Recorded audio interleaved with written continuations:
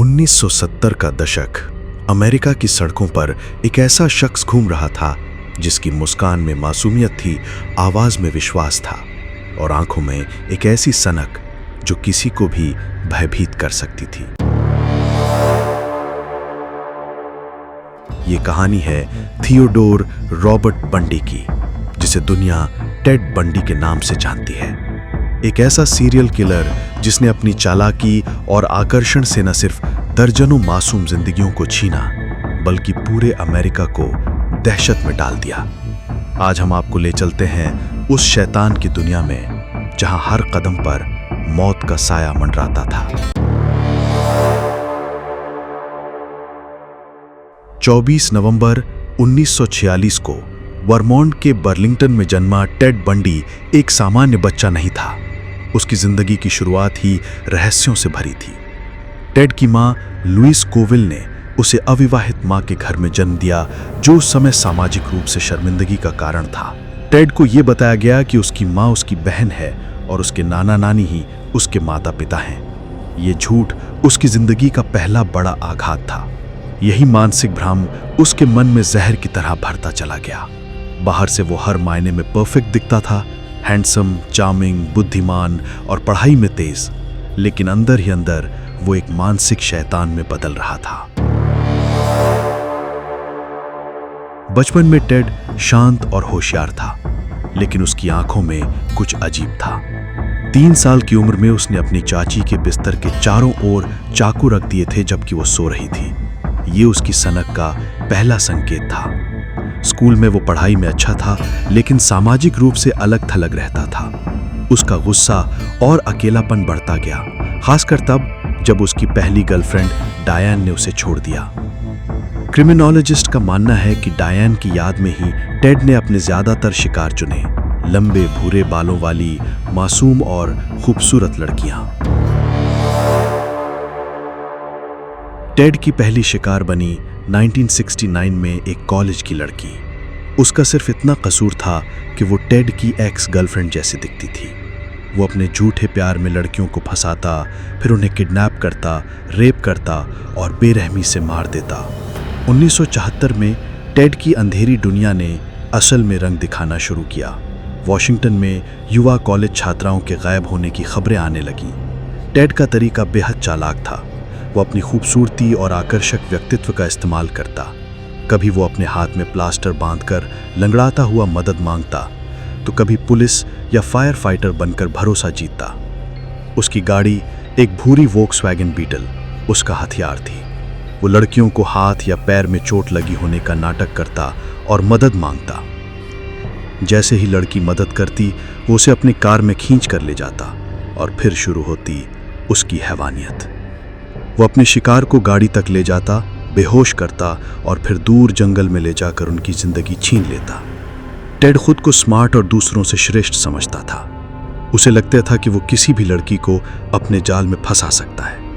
उसकी अंदर की कुंठा, गुस्सा और नफरत खासकर औरतों के खिलाफ एक सीरियल किलर को जन्म दे रही थी। टेड की क्रूरता यहीं खत्म नहीं होती थी।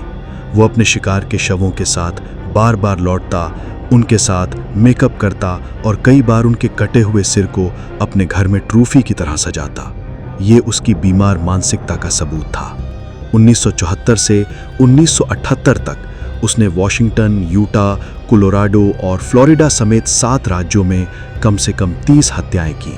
हालांकि पुलिस का मानना है कि असल संख्या 100 से भी ज्यादा हो सकती है।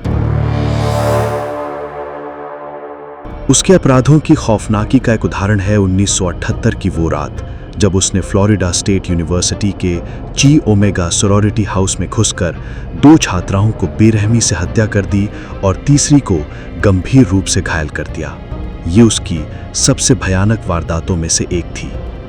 टेड की चालाकी ने उसे कई बार पुलिस से बचाया। वो 2 बार जेल से भागा। पहली बार 1977 में कोलोराडो की जेल से जब उसने कोर्ट हाउस की खिड़की से छलांग लगाई। दूसरी बार उसी साल दिसंबर में जब उसने अपनी सेल की छत तोड़कर भाग निकला। लेकिन उसकी किस्मत ज्यादा दिन नहीं चली। 15 फरवरी 1978 को फ्लोरिडा में एक पुलिस ऑफिसर ने उसकी चोरी की गई गाड़ी को रोका और आखिरकार टेड बंडी पकड़ा गया। टेड का ट्रायल एक सर्कस से कम नहीं था। उसने अपनी वकालत खुद की और अपनी चालाकी और आकर्षण से कोर्ट में मौजूद लोगों को प्रभावित करने की कोशिश की, लेकिन सबूत इतने पुख्ता थे कि उसका बचना मुमकिन था। 24 जनवरी 1989 की सुबह टेड बंडी को इलेक्ट्रिक चेयर पर बिठा दिया गया। उसके आखिरी शब्द थे, मेरे परिवार और दोस्तों को मेरा प्यार देना। जेल के बाहर सैकड़ों लोग इकट्ठा थे। कुछ ने तख्तियां पकड़ी हुई थीं, बर्न बंडी बर्न। आज एक दरिंदे का अंत हुआ था और लोगों के चेहरों पर संतोष था। जेल में रहते हुए टेड ने अपने अपराधों को कबूल किया। उसने बताया कि हत्या करना उसके लिए एक पोजेशन थी, जैसे शिकार उसका हिस्सा बन जाता था। उसने ये भी कहा कि वो अक्सर शराब के नशे में हत्याएं करता था, लेकिन उसकी बातों में कभी पश्चाताप नहीं दिखा।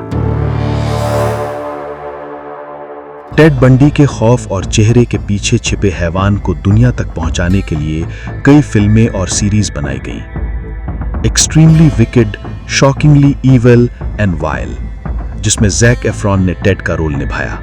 ये फिल्म उसकी गर्लफ्रेंड एलिजाबेथ क्लोपफर की नजरों से दिखाई गई। Netflix documentary conversations with a killer, the Ted Bundy tapes. इसमें टेड के असली इंटरव्यू टेप्स दिखाए गए हैं, उसकी आवाज, उसकी सोच और उसकी सच्चाई। कितनी मासूम जिंदगियां जिनकी कोई गलती नहीं थी, बस एक भरोसा, और उस भरोसे के बदले मिली मौत। टेड बंडी की कहानी सिर्फ एक सीरियल किलर की नहीं है, ये कहानी है उस समाज की जहां एक खूबसूरत चेहरा देखकर हम सब कुछ मान लेते हैं, जहां शैतान भी हीरो बन सकता है, बस एक मुस्कान और थोड़े से अच्छे कपड़े चाहिए। उसने अपनी चालाकी से कई जिंदगियों को निगल लिया, लेकिन अंत में वो भी जलकर खाक हो गया। टेड बंडी एक ऐसा शख्स था जिसने हमें सिखाया कि बुराई सिर्फ डरावने चेहरों में नहीं होती, मुस्कुराते चेहरों में भी छुपी हो सकती है। उसके पास सब कुछ था, दिमाग, खूबसूरती, शिक्षा, करियर, फिर भी उसने नरसंहार का रास्ता चुना। ये कहानी सिर्फ अपराध की नहीं है, ये कहानी है मानव मन की गहराई की, एक ऐसे दिमाग की जिसे समाज की सतह पर कोई नहीं पहचान पाया। हमें ये याद रखना होगा कि हर अजनबी मदद के काबिल नहीं होता, हर मुस्कान भरोसे के लायक नहीं होती, और हर इंसान इंसान नहीं होता। अगर ये कहानी आपको दिल को छूने वाली लगी हो तो इस वीडियो को लाइक करें, शेयर करें और टॉप क्राइम स्टोरी को सब्सक्राइब करें, और कमेंट करके बताएं, क्या टेड बंडी जैसे दरिंदे पैदा होते हैं या हालात उन्हें बनाते हैं। और एक बात हमेशा याद रखना, दरिंदे कभी किसी शक्ल से नहीं पहचाने जाते, उनकी पहचान सिर्फ उनके कर्मों से होती है। आज जब हम इस कहानी को याद करते हैं तो आइए उन मासूम जिंदगियों को श्रद्धांजलि दें जिन्हें टेड ने छीना।